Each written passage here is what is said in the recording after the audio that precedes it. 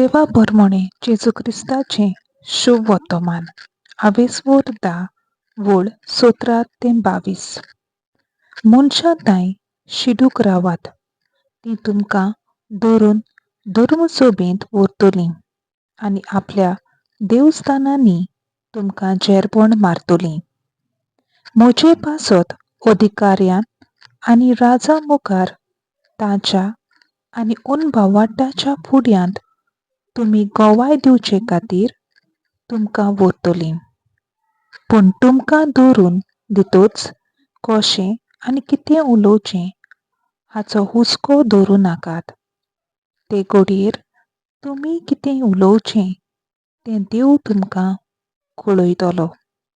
कित्याक उलयतलीं तीं तुमी न्हय पूण तुमच्या बापाचो आत्मो तुमचे उद्देशीं उलयतलो.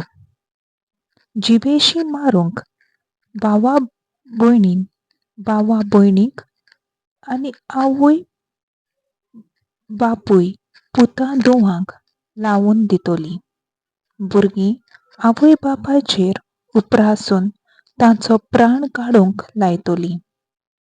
म्हज्या नांवा पासत सगळो लोक तुमचो द्वेस करतलो.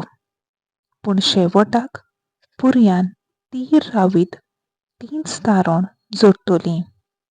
देवाचें उतर हें देवाचो व्हड उपकार.